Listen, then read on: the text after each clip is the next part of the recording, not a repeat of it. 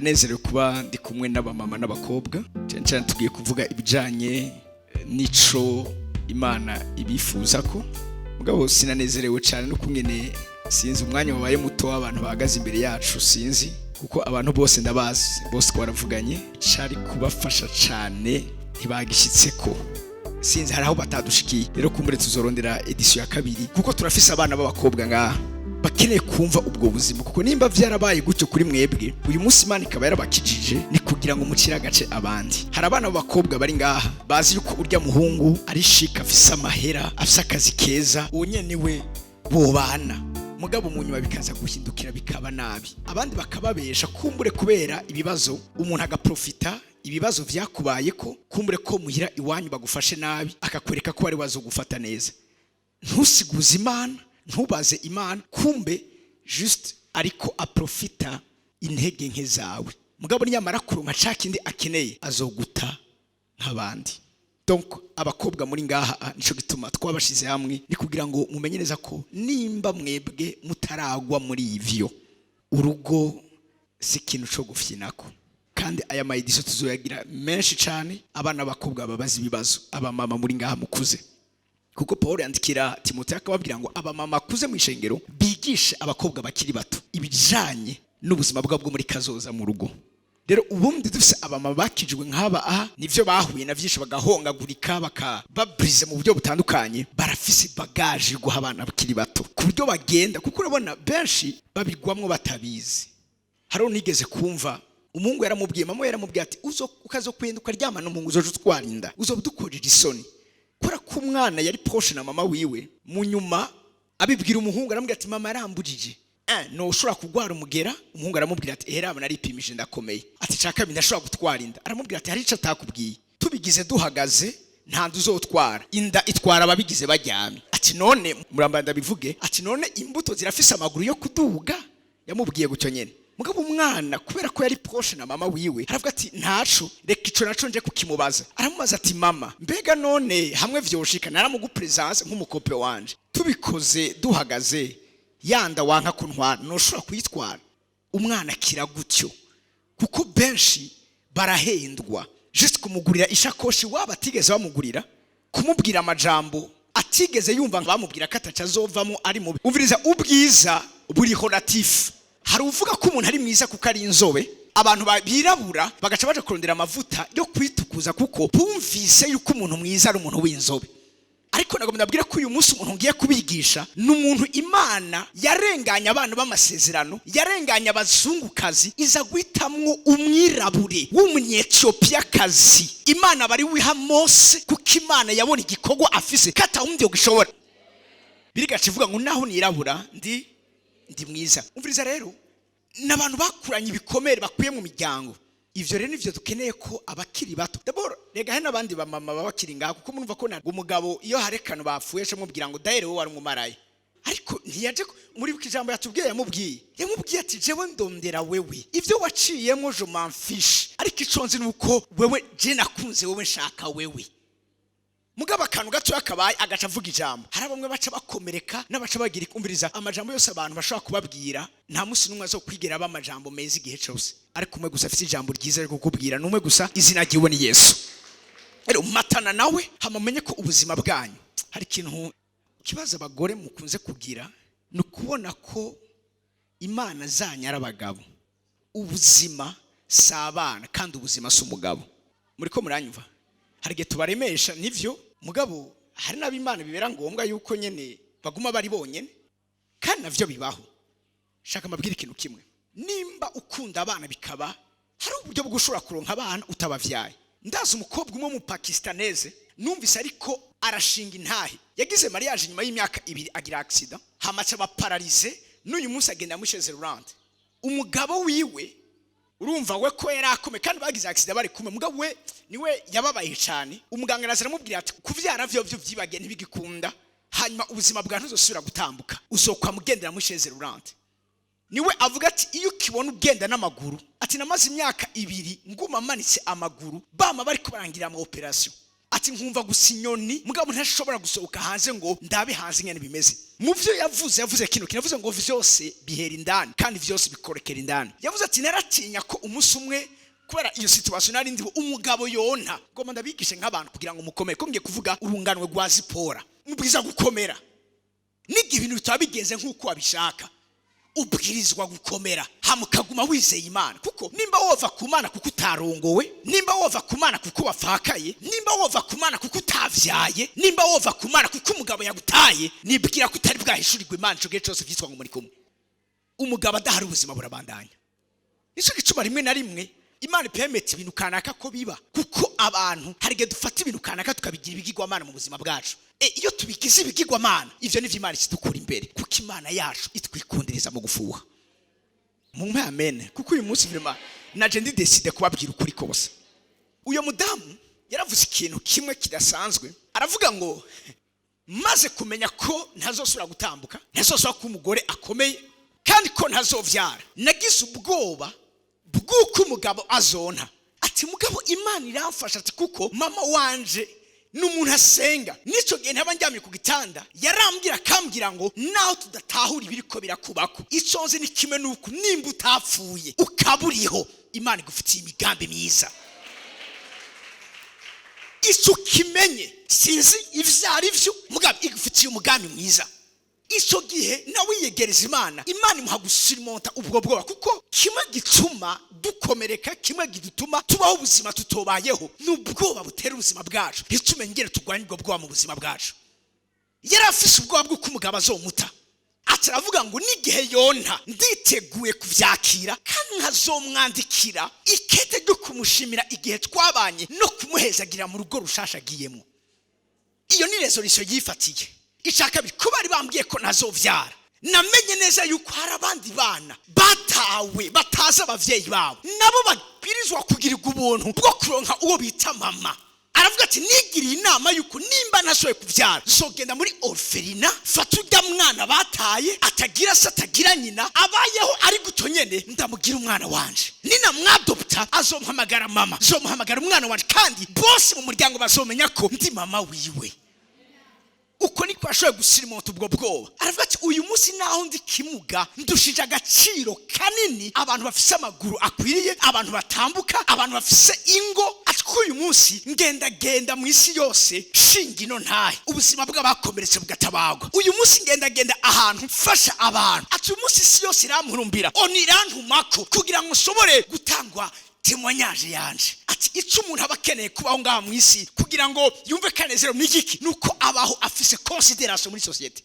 Rero iyo considération nanisiko no igira kuko ndi kumwe n'umugabo ariko Imana ashimye kuyimpa ntagira umugabo. Nanisiko considération zoyigira kuko navyaye. Uyu munsi yo considération ndayifise kuko ndera abana bataronse amahirwe yababarera.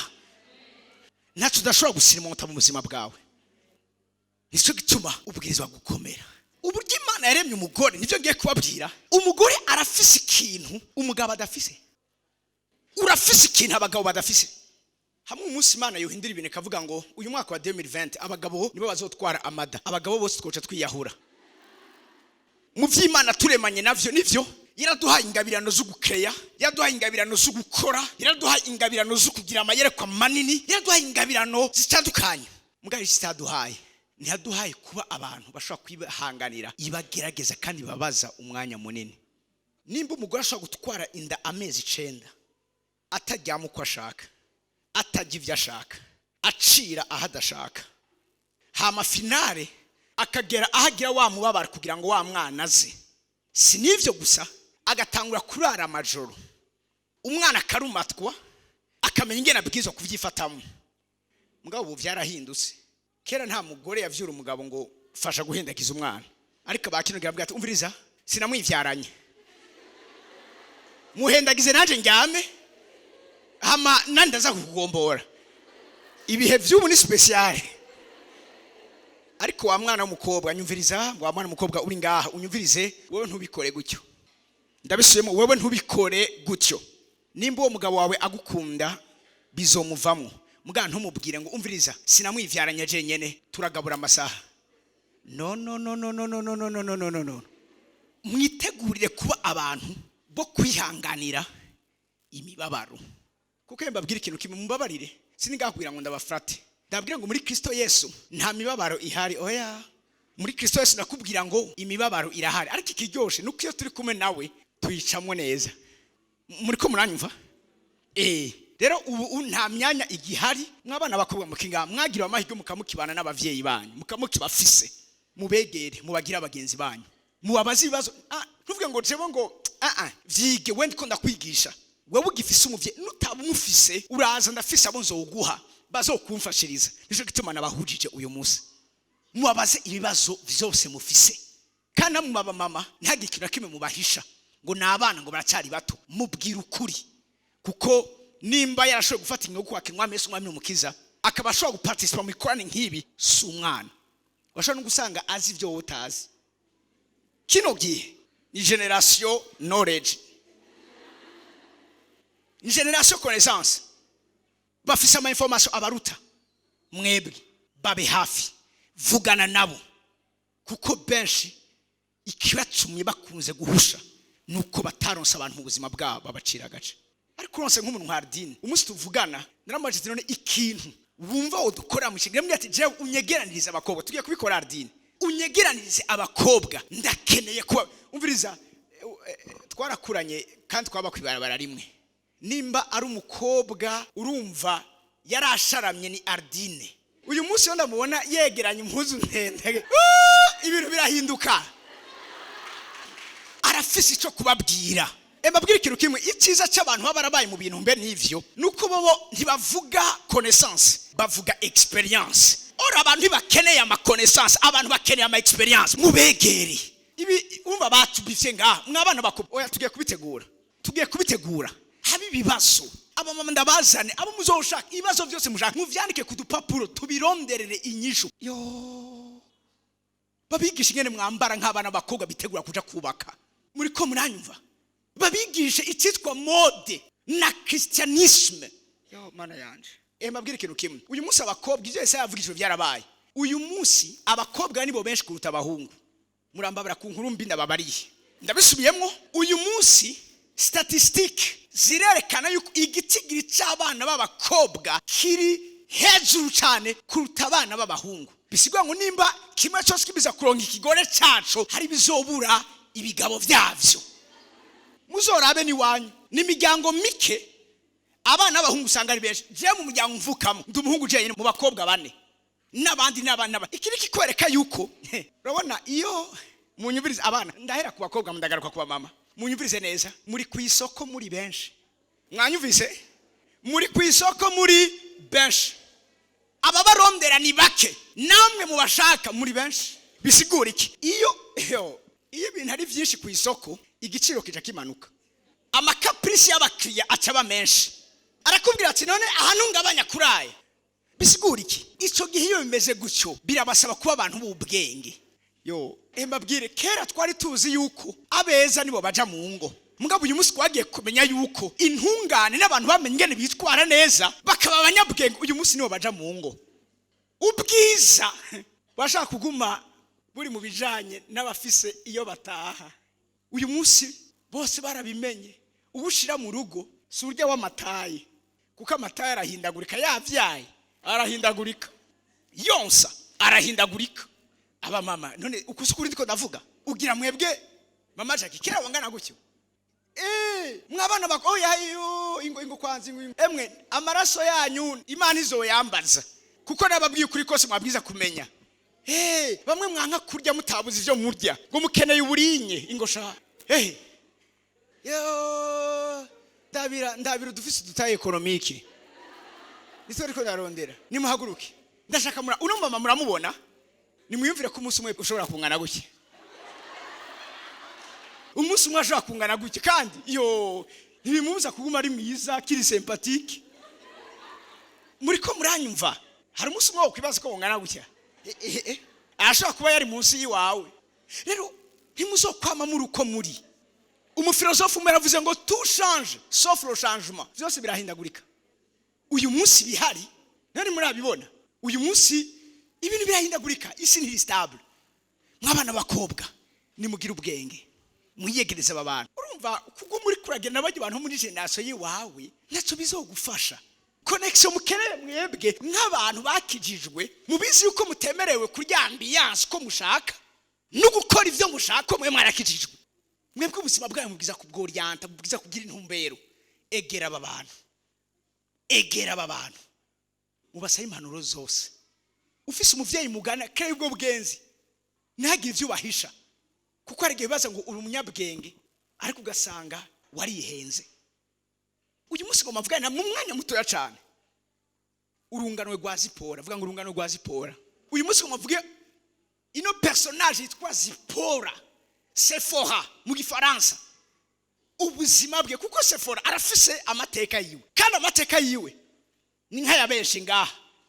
Kuko ari representa ama destiny mesh ku bantu bari ngaha. Zipora arafise ivyo yigisha abakiri bato kandi Zipora arafise ivyo yigisha abamaze gukura. Mwani majambo aba mama. Zipora bibiri muvuga akiri umukobwa kandi biri kabana muvuga amaze no kubaka. Bisigwa ngo ivyiwe biraba umuntu wese ari ngaha mu mwanya mutongo mangire expose gato kubyana na Zipora. Abuza kuva ngaha wumva neza ko umviriza nta kindi Imana kwiteze ko Imana kubiteze nk'umugore wakaranga w'ubwenge, umugore w'umukozi w'Imana w'umuhizikazi, umugore w'umutabazi mu gihe ciwiwe. Tugende gatoreka mvuge gatoya mpereye mu ijambo ry'Imana. Tugende mu Kuvayo. Turasoma igice ca kabiri, turasoma dore ku murongo wa 16. Zipora generation. Kuvayo igice ca kabiri urasoma uhere ku murongo wa 16. Yarafise abakobwa 7. Yarafise abakobwa bangahe? 7. Baraza. Tugende bukebuke. Ngo hari umuherezi Imidiyani, ngo yarafise abakobwa bangahe? 7. N'abahungu bangahe? Batubwiye ngo le sacrificateur d'Omadian avait 7 filles. Yarafise abahungu bangahe? Ubusa. Nababwiye kandi umva si vyubu ni kuva kera. Muri benshi cyane abakobwa. Yarafise abakobwa bangahe? 7. Nta muhungu yarafise. Baraza. Baravoma. Buzuza ingomero. Bashore umukuku w'intama wase. Bashore umukuku wase. Raba kino kintu. Ubundi ibi tubizi nk'ibikorwa by'abahungu. Mugabo ibi vyakora abakobwa. Ndashaka kuvuga iki? Urunganwe rwa Zipora ku bakobwa nta kintu na kimwe cyakarimbi kuri kubijana n'ibikorwa. Kera twari tuzi ko atamukobwa yiba umufundi. Mugabo uyu munsi abakobwa baraba abafundi. Ndazira ina bamama ba engineer bubakisha amazu. Hano mu ishengero turafise umu electricienne. Uyu munsi ku mashantier twari tumenyere yuko aba Edmason ari abagabo. Mugabo uyu munsi aba Edmason washa gusanga ari abagore. Washa gusanga ari abakobwa. Ikigiye kuko atamuhungu era ahari abakobwa nibo babikora. Mwabakobwa muyumvirize nimba mukene kurunganwe rwa Zipora mubwiza kuba abantu muri bo bafise umutima wo gukora atakintu na kimwe kizwa karimbi kireje ubuzima bwabo. Nibo baza kuvoma amazi, nibo baza kwahura umukuku bakongera bagacunganya ibintu byose. Ibikorwa by'abahungu byakugwa n'abakobwa. Ndagomba abakobwa muri ngaha mutangwe gutegura ubuzima bwanyu nkuko ukubaho kwanyu katazoba guhagaze ku mugabo muzohura mu buzima bwawe. Hari gihe umuntu yumva ngo niyasenga Imana umugabo yize afite akazi keza. Iyo ndiko ndumva umuntu ariko arasenga gutyo cyamara ko atarunganwe rwa Zipora. Kuko ivyo uri kurasaba wowe ubwawe urashobora kubicika. Zose biri muri wewe. Ibi bijanye no kuragira, ibijanye no kuvoma amazi, ibijanye no gufata neza umukuku nibikorwa tuzi ku bahungu. Na ruguru benshi bakuriye ruguru baravuga ngo kuragira n'ivyo abandi n'ivyo abahungu. Gusobanya n'ivyo abandi n'ivyo abahungu. Umukobwa no gusenya no guteka no kuba umuhina bavuga ngo umuhina rugo. Gukora ibikorwa byo mu rugo. Gusasa, gukubura n'ibindi. Nta kintu na kimwe umukobwa adashoboye.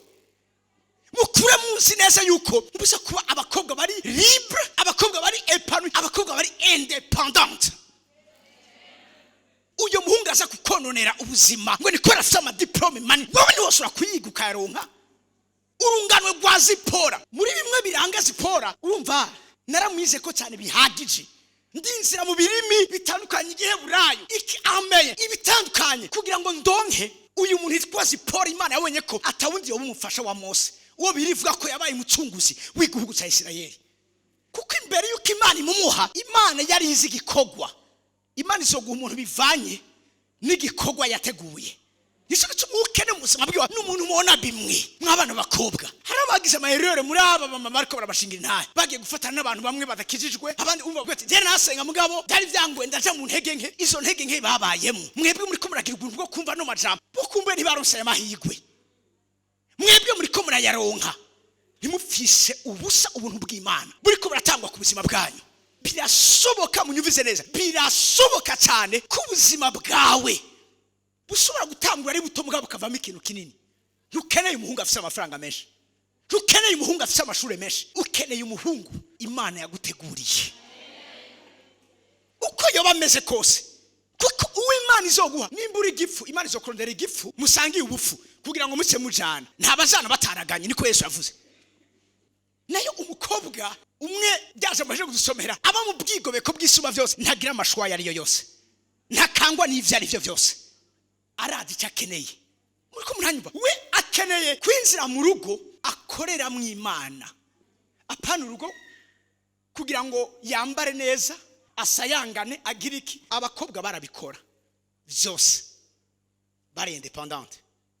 Inyuma yaho baragenda, usomye munsi kugira ngo kuwo ducungura umwanya, haza abungere bandi b'abagabo barabatesha, barabangira kuvoma ayo mazi no gukora ivyo bikogwa bashaka gukora kuri ivyo bitungwa vyabo. Bibitubwira ngo Mose yari yahunze muri Egiputa, yarajyamye hafi y'iryo riba. Turi mu gihe c'amariba sivyo? Ivyawe biri ku mariba. Ngo Mose yarajyamye ku mariba, maze abona abantu bariko bararenganya abo bana b'abakobwa, arabagwanira. Raba kino kintu Mose abagwanira avuga ngo ikorwa cyane kiraheze, ko muri we yarafise ministere atwaye. Kandi icyo namatwe ndabwira ati gukorera abandi neza ntuzi ivyo bikubikiye mu buzima bw'iwawe. Kora neza, nta ubizi ko umugabo wawe atari muri urya muntu uzokorera iciza. Ntubizi, ntuzi gitekeye muri ashaka kuza yambaye nabi, mugabo atari zo myambaro yiwe, juste akene gusa kugira iki kuraba. Kera bararaba bafati uramazi undabiri, umbone ari isimba rubebe, ari ikaguru kari gaswe n'imbwa mu karenge, umbone ari guti bafati n'umukobwa ameze kunuka. Mose aje kubatabara, birivuga ngo acarabavomera ya mazi, acaranywesha vya bitungwa vyawe. Ako kanya baca barataha. Sababonye ku munsi munyarutse ati twahuye n'umuntu aje avuye muri Egiputa, yadutabaye daboro bari bashaka kuturenganya, hamwe niwe cyadukora ibikorwa byose twagomba gukora. Ati none uyu muntu ari hehe? Ati twamusize hari, ati ubunyene irukanga mu muzani tumugaburire. Ako kanya nsamusaba ko bobana. Mose ati nta kibazo, iyumvira umuhungu umwe mu bakobwa ndwi. Ni kuvuga ngo agahererezi kararengana kavuga burya urya arakuze gose, ntukumumura burya arakuze gose. Undi akarengana ati nari nasavye Imana, kuko abana barabana umuherezi, nari nasavye Imana umuntu ameze nkawe. Ntiyari yorohewe. Raba ikintu cabaye. Moïse décida à demeurer chez cet homme qui lui donna pour femme Sephora sa fille. Ninde yamuhaye umugore? Sebukwe Yetiro canke Ruweri canke Hobab, n'amazina atatu afise atandukanye. Mwibaza ko muri aba bakobwa ndwi yafuye kumuha Sefora gutyo nyene? Ugiye kwiga ubuzima bwa Sefora mu nyuma urabona igituma Yetiro yatoye muri aba bakobwa ndwi Sefora akaruwa uha Mose. Baraganiriye, yaramubwiye iyo yajava icyamukuyeyo. Uyu Yetiro yari umuherezi, baganira na Mose yari yamenye ko ubutabazi bwa Isirayeli buri muri Mose. No mu nyuma nsoma urabibona neza ko yarabize. Mu maraba makobwa afise uwidistenga niwe yamuhaye. Mwa bakobwa muri ngaha nutidistenga ntuzoronka ivyawe, uzoronka ivyo abandi basigaje, uzoronka bwa Yesu gusa ukuvira isoni giwawe. Mugabo nimba ukeneye da top biga biri hejuru ubwirizwa kwidistenga. Kukuviriza Imana sikijuju, munyumvirize neza. Imana suko iyobewe ibintu, uburyo uri kuritwara nibwo buryo buzodetermina uwo muzohura nawe mu buzima bw'iwawe n'ubuzima bwabwo muri kazoza. Usomye Mariya nawe ari mu rugaro rwa Sefora, birivuga ngo Isiyoni hari umukobwa yuzuye ubuntu bw'Imana w'umunyabuntu, nta numwe Mariya yamuvuga nabi, yari umukobwa w'intungane. Ugiye kuraba ubuntu bw'Imana ibyo bwari buri kuri we. Mugabo sivyo gusa, Mariya niwe yidistenga mu karere yararimo. Kugira Imana avuze ati umukiza yocamo kamena ashobora kuva kuri nakana hariho umuntu yibitse neza, yihanganye, babaza ikintu kimwe, uriyumvira ko kwihanganira abaguca ko bafise amavewiti, ukihanganira abaguca ko bakwereka amadiplome n'ibiki, ukihanganira vya bindi byose gusohoka ukaza kurya ibiharage, ukaza kurya bwadona abandi bariko bararya inkoko, ivyo ukavyihangana, Imana igakiguha igifu cyapfapfanye. Uburyo witwara nibwo buryo urikorera uwawe mu buzima bw'iwawe. Abakobwa muvyumve cyane, Yetiro acakuramo Sefora abari wa Mose, kuko yavuze ati dapre ibiri muri uyu muntu nakeneye umukobwa uwari wose, naho bose nagomba kubaronka abagabo, uyu arakeneye umukobwa atandukanye n'abandi bakobwa afise, arakeneye umukobwa afise umutima utandukanye n'abandi, nico kiza kuba mu nyuma. Uyu uwakene mu buzima bw'iwiwe si umuntu wo kwamara ikaraftina, si umuntu wo kwamara n'umuntu wo kumufasha muri kiriya gikorwa Imana imuhamagarira, n'umuntu ashobora kurara amajoro kubwira musengera, n'umuntu ashobora gukiza ubuzima bw'iwiwe bikenewe, n'umuntu ashobora kwihangana kuko Mose abwiza gusubira muri Egiputa, n'umuntu ashobora kwihangana n'urwo rugendo rwo muri Egiputa aca mu bugaragwa. Yari uwo ari we wese, c'est pourquoi mwemere tubategure kugira mutaba bari bo bose. Dusimbe gato tugende ku gice cya 4. Ndabasavye mwitondere gato umurongo wa 24. Aniho uyu rero si Sefora umukobwa, ani Sefora umumama. Infu maze gushika muri gwa rugo, inyifato yawe. Usi Sefora umukobwa, navuze Sefora umukobwa. Uni Sefora umumama. Imana abwiye Mose bijanye na mission yo gusubira muri Egiputa, akagenda akabwira Farao ngo arekure Israeli imfura yiwe. 24. Pendant le voyage, à un lieu où Moïse passa la nuit, l'Éternel l'attaqua. Imana tera Mose et voulut le faire mourir. Imana ishaka kwica Mose. Wa muntu bariko baravugana. Sinzi vyabaye hagati y'umurongo wa 23 n'umurongo wa 24. Mugabe Imana ihere gusoka kumwataka atakintu kimwe cyabaye. Ndaje kwabwira icyo cyabaye. Bavuganyira muhaye mission. Ako kanya Moïse ageze ahantu yaragiye muri Egiputa. Kuri misimari murungisemu ageze aho hantu l'Éternel ataka, umwami Imana aramutera ngo ashaka kumwica. 25. Maze Zipora yabiribuye akeba umutwe w'ico umwana yeko atera imbere y'ibirenge vya Mose, ati nukuri umbereye umugabo avisha amaraso. Umbereye umugabo avisha amaraso. Raba kino kintu Moyize cyangwa Mose, mwibuke ko yarerewe kwa Farao, yagiye kuhava amaze kwisobanukirwa umuhamagaro wiwe, katabwirizwa gutorana ivyo kwa Farao. We umuryango wiwe n'ubwoko bwiwe arabaheburayo. Iki gihe cyabaye Mose ari ibintu yirengagije mu buzima bwiwe. Uraba kino kintu Mose nivyo bari baramugiriye circoncision, kuko bamujanye mu mazi amezi 3. Umugigwa cyangwa itegeko ry'Imana usoma itangura 17 nuko umwana bamugirira circoncision, bamugenyera bamukeba afise imisi 8 kugira ngo habisezerano atakuva ko amaraso nta kuba kumwe n'Imana, nta kubatana n'Imana. Nimbukene ko umuntu w'Imana wabwirizwa umwana w'umuhungu wese guca muri kintu cya circoncision. Mose ntazi ubunini bwacu, bakimukora yari umwana atwamwa bamujana kwa mu mazi, umukobwa wa Farao aramutora, yakuze we afise ivyo babamwe muri Egiputa, mugabo atazi ubujana ubwoko bw'Imana, kuko Imana yabwiye Aburahamu. Rero ibijanye no gufata akavisha amaraso muri ubwo buryo si ikintu cyari kiri muri we. Kera circoncision uyu munsi umujana kwa muganga bakamutera anesthesia, hama bakamukata, hama bakamushona. Kera suko byari bimeze, bafata ibuye ry'isare risongoye bagashira ku ibuye, nta anesthesia nta kinini. Murumva ko cyari ikintu kitoroshe.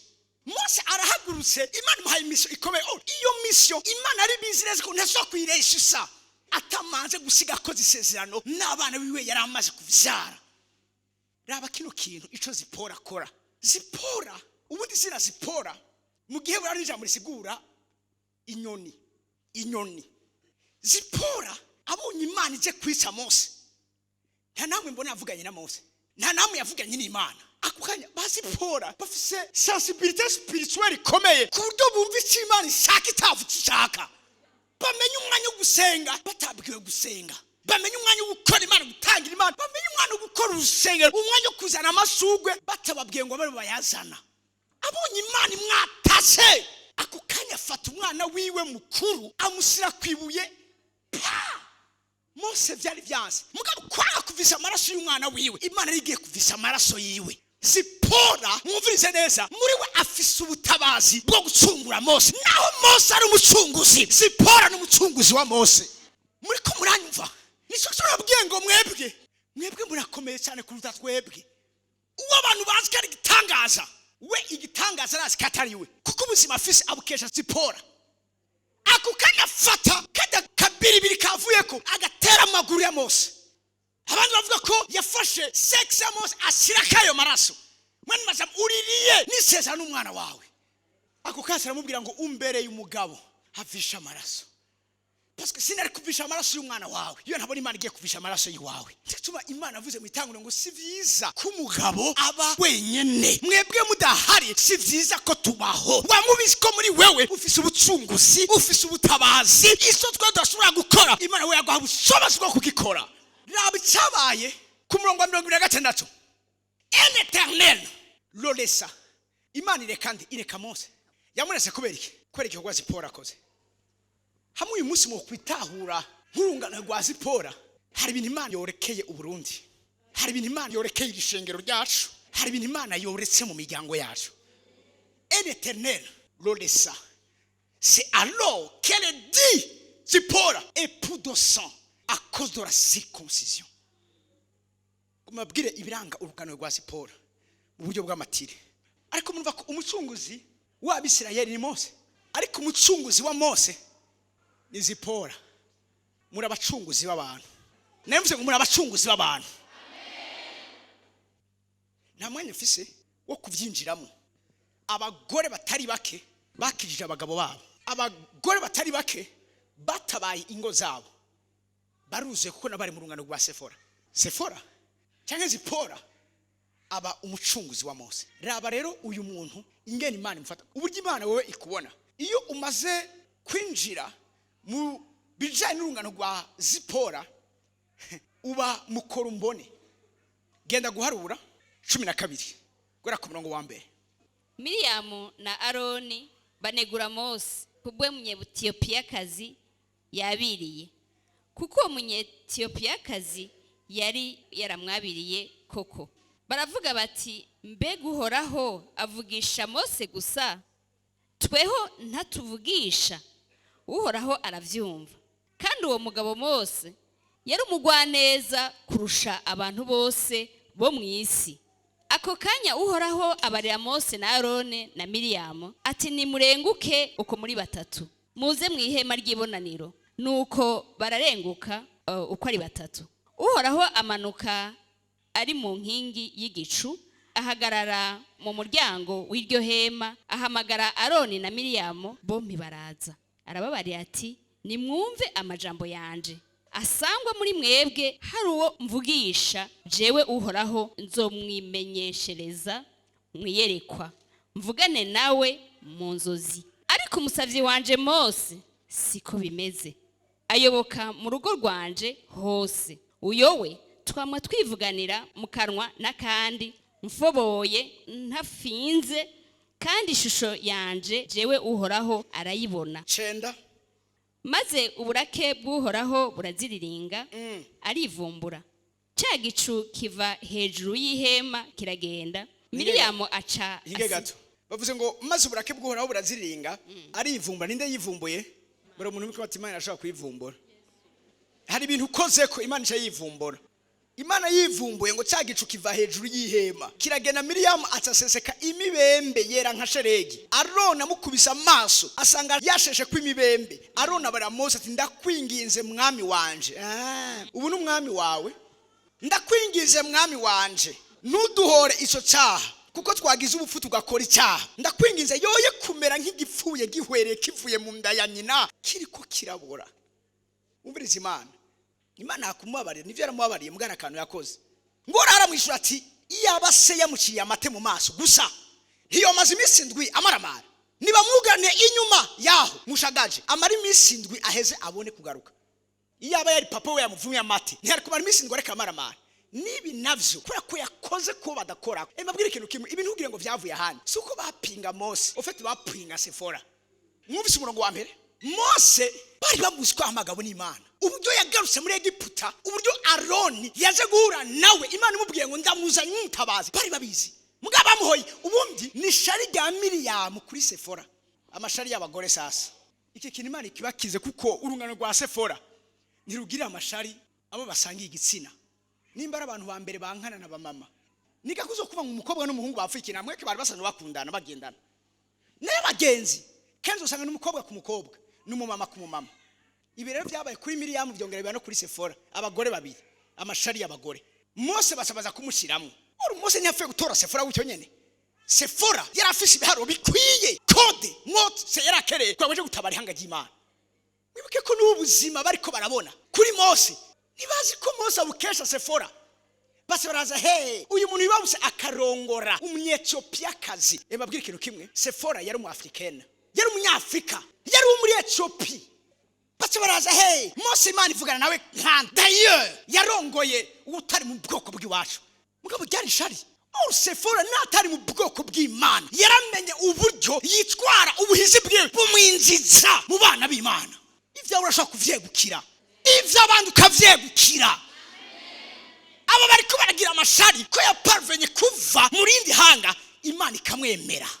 Kandi ugiye kuraba ubundi Imana ntavyo yakunda, mugabo imwitegereje ko Imana iraba indani, iravuga uyu ni wa merite umuntu nk'uyu, ministere iri muri we niswa gukora ministere namushizemo. Uyu ni wafise ubutabazi, wafise ubucunguzi, ni wafise ubufasha Mose akeneye. Ugera ahantu umugabo wakubwira ngo umbabare ku makosa yose nagukore, sinarinze umugore Imana mpaye wariwe. Umugabo yicuze ingene agufashe nabi kuko ari kabona amavalo uri kwa mukominika. Mwabakobwa umuhungu azobatwara ntabatwara, avuga ati none ubundi ho wari ufise yuje wanyu ntwari mu bibazo wanteye akagonge. Avuga ati umviriza, uyu munsi ndarokoneza ko sinzi yomba ndi iyo ntaza kuronka umuntu ameze nkawe. Ibi rero si ibintu by'ibishobisho byo kuvuga, oya, ni ibintu bisaba gukora muri wewe, ni ibintu bisaba brisma muri wewe, ni ibintu bisaba ibimazi, amasacrifice n'ibiguzi bikomeye. Miriyamu na Aroni bazira Sefora kuva ico gihe. Ngo Imana irivumbura, ntivumbuye kubera ikindi, yazi ko uwo muntu bariko barakengera ubuzima afisa bukesha uwo muntu bariko baramuhora. Murafisa aho mwandika ngo murabwire ibiranga urungano rwa Zipora n'ibintu ndwi, kandi umviza mu vyumve kumbura sindi ko nzobigaruka ko ntavyo nzi. Icambere, ba Sefora igihe cyose bafise ivyiyumviro bizima kandi bafise ubumenyi ku bintu bitandukanye. Ba Zipora bafise ivyiyumviro bizima n'ubumenyi ku bintu bitandukanye. Muri Proverbe 31 bavuga ngo umugore w'agaciro ntajya ivyo kujya vyo kwa mikara. Si wa muntu yicara ngo ararindire ko bamuzanira.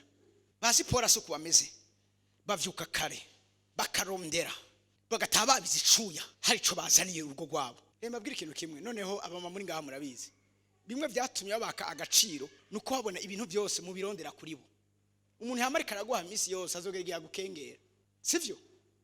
Witwa Thomas Sankara avuze terega abazungu gituma dutegeka sikindi.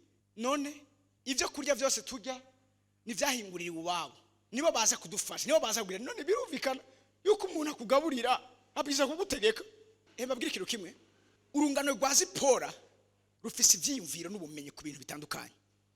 Aho bari ikizokwereka urugo, ahantu hose winjira ukabona ibintu byose birapanze, cumenya ko ahantu hari umugore kandi muzima. Ahantu hari umugore muzima usanga misi yose ibintu vyama biriko birahindagurika, kandi bihindagurika biba vyiza. Umugabo atashe asanga yamuhinduriye amashuka, kandi amashuka atari yo yaguze, kandi aryamye kuyumva nezerewe cyane. Sinzi ba Zipora bafise ivyiyumviro vyinshi, arabona ingene muri 2000 bamuhaye ashobora kuyasuma. Umugabo ntifuze brochette yo mu kabari, akifuza ivyo kurya Zipora yatetse. Ico ni cambere. Ica kabiri, les Sephora, ba Sephora bararongora, sabarongorwa. Ikinda cespika neza. Ba Sephora bararongora, they lead, elle dirige. Sabantu baguma bariko barasuiva. Umviriza, Sephora amenye ingene yorienta ubuzima. Igihe Mose yari yabaye umuntu anegije, yaramenye gufata. Nico gituma haravyo nza kuvuga munsi, bimwe nzaza kubasegera kugira ngo babemo ibintu biza kuba bamwe. Ba Sephora aho bari babiza guha ibintu umurongo. Uwitwa Deboha nawe yari mu rungano rwa Sephora. Bivuga ngo abagabo babivuyemo ngo abona Abisirayeli nta murongozi bafise, ngo niho jewe Debora ntagutse ndumuvyeyi wa Abisirayeli boss Sephora. Urungano rwa Sephora ntirindira ko abajejwe ibintu babikora canke no batabikoze barabikora. ndavuga ngo nibande bajejwe ivyuma ngaha, nibande bajejwe ivy'amashugwe ngaha, nibande bajejwe ivy'amatapi ngaha, hari abadiyakoni. Kurya mu rugo iwawe wibwiriza, niko urungano rwa Zipora mu nzu y'Imana wibwiriza. Umugore afise umutima muri we, mbabwira ikintu kimwe, Mana yanjye mwabamama muri ngaha, nkazosa kubona abagabo banyu bambaye ibintu vy'ibivunduruzi.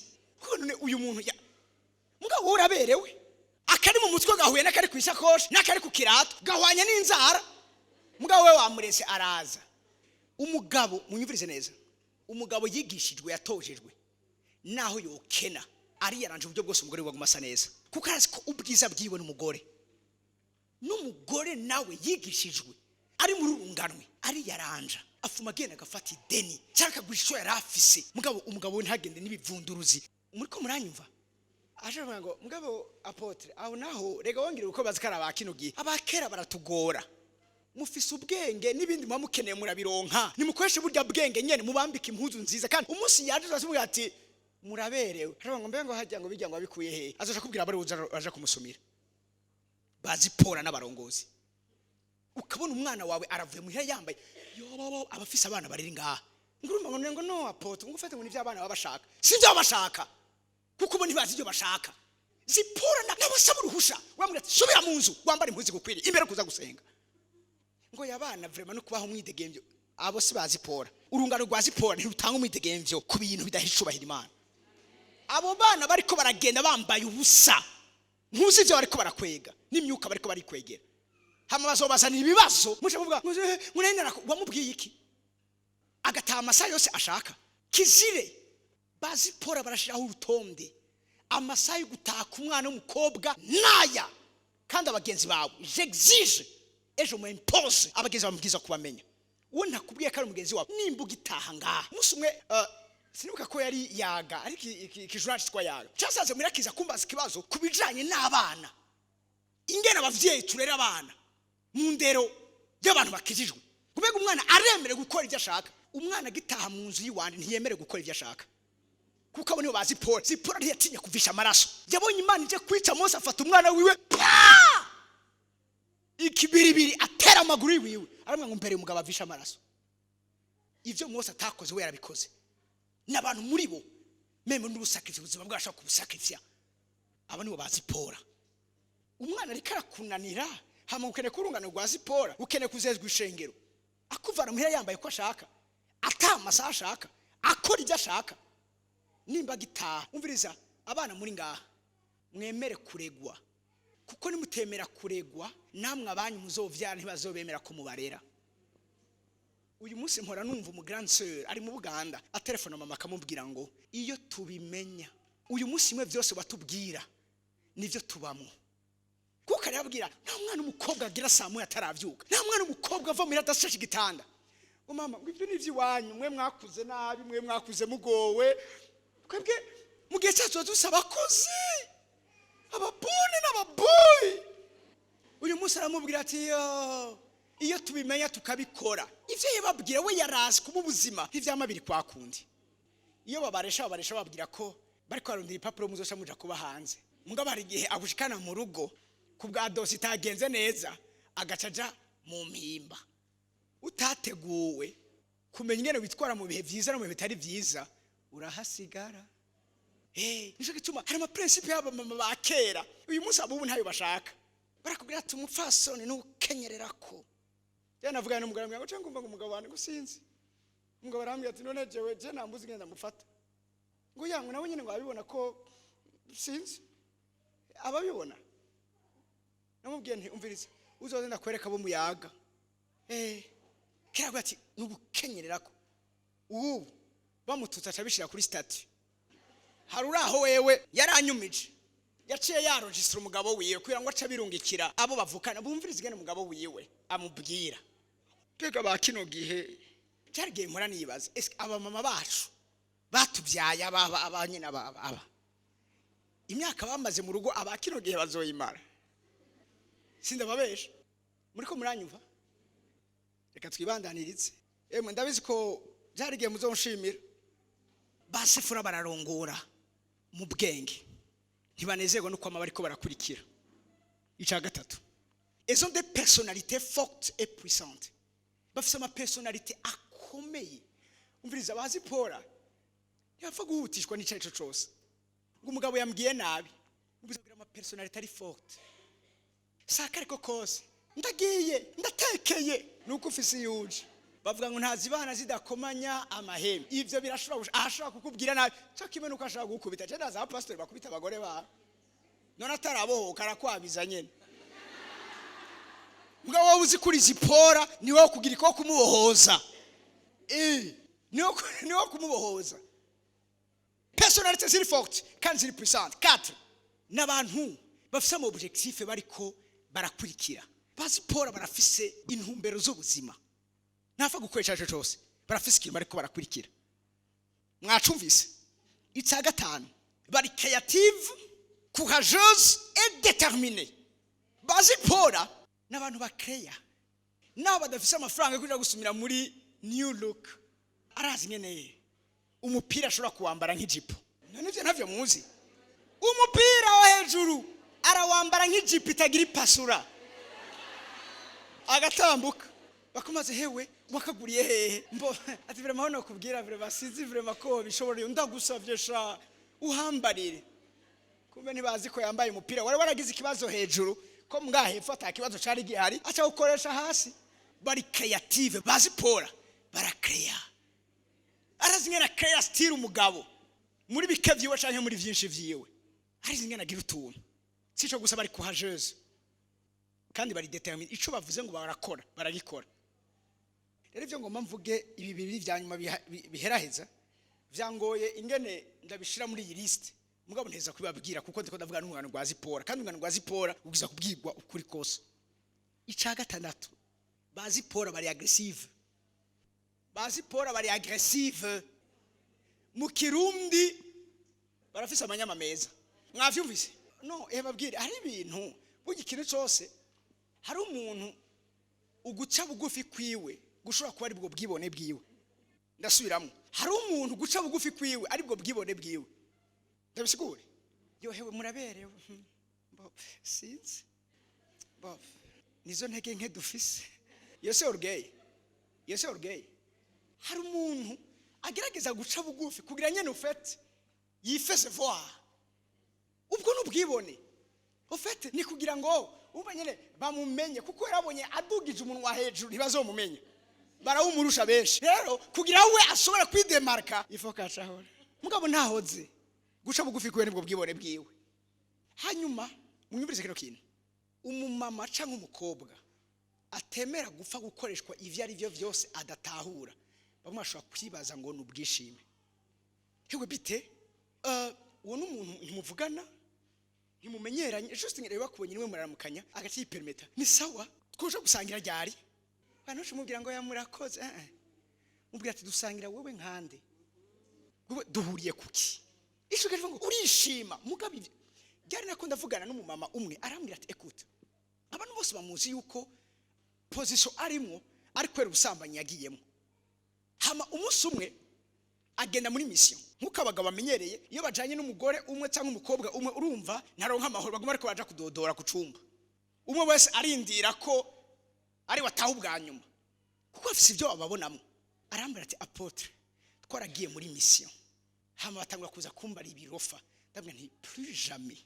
kwaje ku kazi dukora akazi jewe simeze gutyo ndumugore yubaha umugabo wiwe ngo mugabo urishima uyu munsi niwe wambwira ati sha abandi bose ni ibipfu byapfapfaye kuwe niwe mugore bamubwira ngo arishima mugabo kwihagara ko kwiwiwe uyu munsi nivyo bimwubahishije muri bo ubu baramutelefona akamwira tewe ibigore byacu byatunani ingu bidufashirize sha wewe ni uri umugore kwereki yari hagaseko rero nguma ngo guca bugufi oya nukuri nta mwanya mfise iki umubwiye ko atamwe afise zogaruka n'undi munsi ntuzokwigera muronkana amahoro imbwa ugumu yiyamamura iguma igukurikira mugabe imbwa kugura ntizo gukurikira hindugira utoribuye uyimena umutwe bazi Paul ntibapfa kwankesa ivyo ari byo byose umuntu wese ari premeza kubwira ivyo sheri wanje rero ngo urumva ngo turi mu gisagara sheri wanje gunyita nkandeshe ufise uburengaze bwo kunyita iryo zina n'umugabo wanje n'umwana wanje gusa ntuzusubire aho mutamugira indero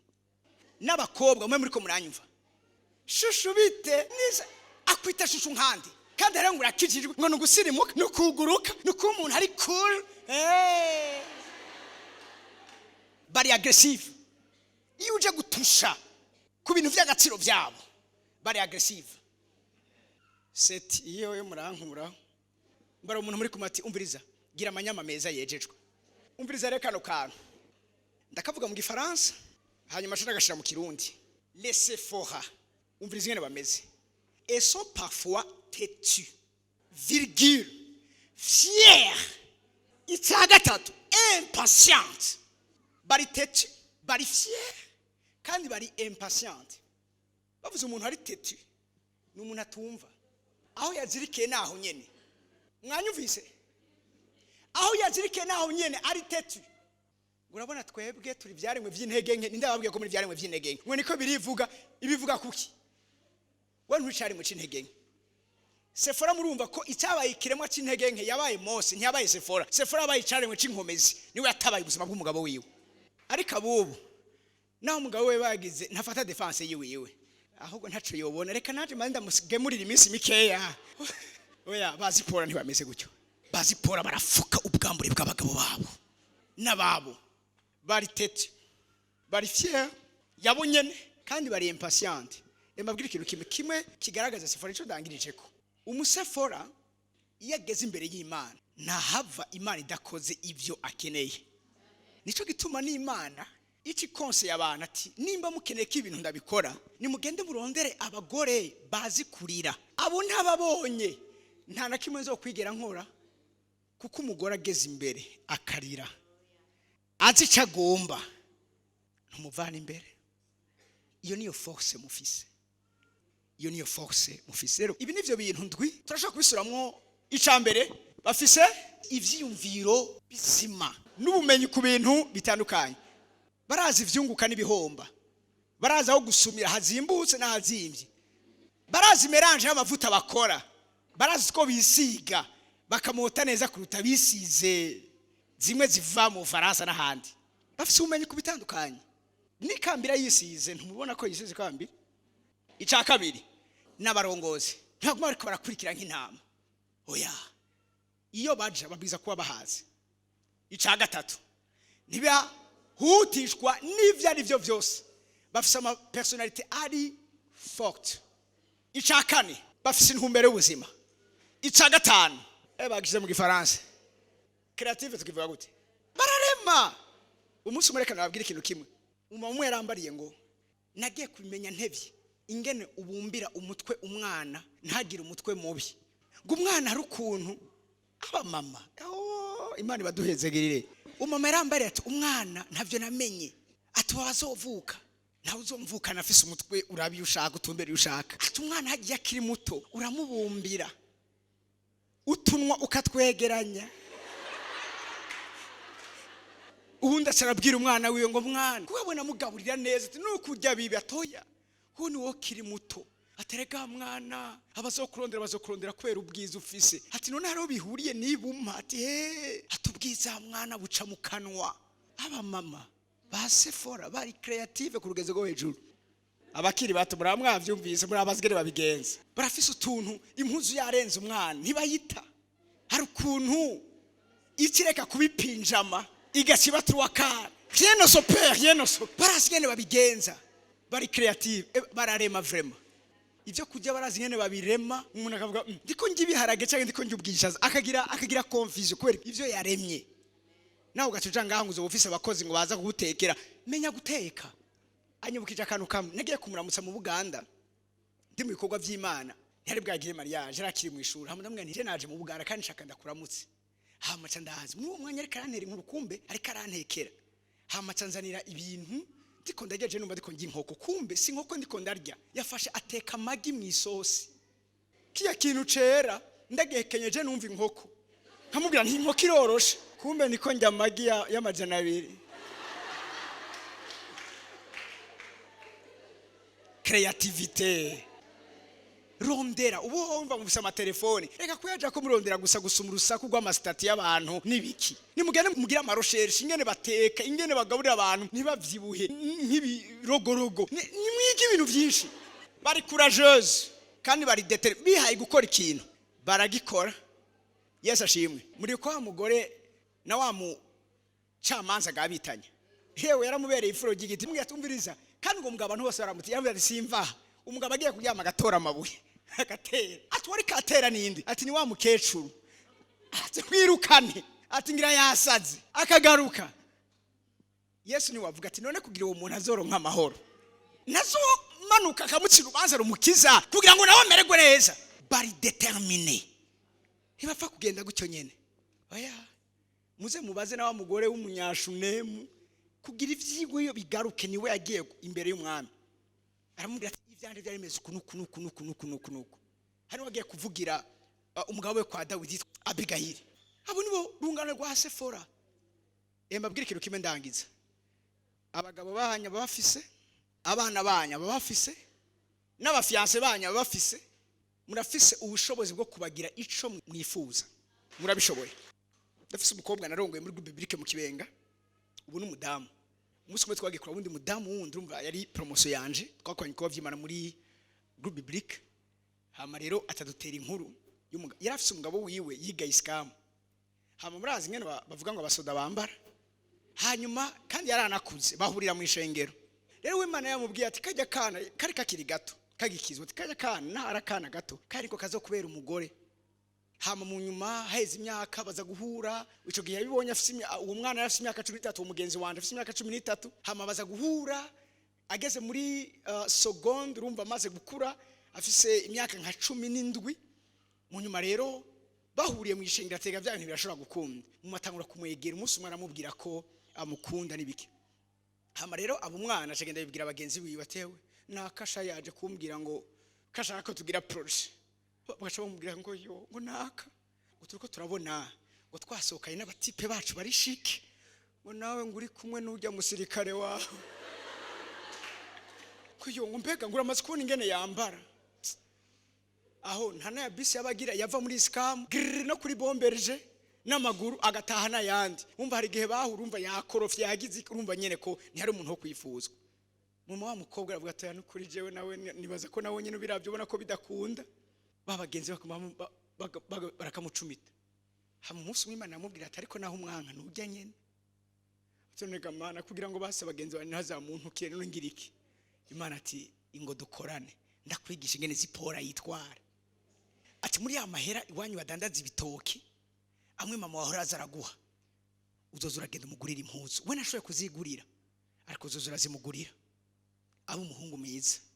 Ati nkaca ngendasha nkamugurira twatugodasi tugezweho, twaduporo nyene ya marke nkamwambika. Ati abagenzi banje dutasha bacambwa hewe yavuyeyo. Wabonye uyu munsi yaje yambaye akagodasi, nawe ku mutima taho ntibazi kari jewe nagiye kukagura. Bazi pora yaronka utundi dufaranga, akamugura akadeodora, akamubwira ati ejo uzozuraza wimwesheje. Umuhungu atangura guzarahinda, abana ati hewe yavuyeyo. Kumbe inyuma baravuga ngo success yose y'umugabo inyuma hinyegeje umugore. Muri ko muravyumva? Mu nyuma haragerege ntibasha kumuvuga ko yambara nabi, ko mataragira aya bisi yaturonse. Azaramubwira ati nawe uraza kuraba utahe na bisi, urugendo rw'amaguru kugishije kure, agafreshe gatangura kuza karaza. Azarabikora gutyo. Mu wa mugabo araheza. Kumbe yari muri medicine, araheza acaronka mission muri Somalia, atangura gufata amadolari, baca baragira mariage yiteka. Agiye abantu bakivuga nuko nyene baba bakibona ivyo bavuga, hari gihe batabakibona ivyo bavuga.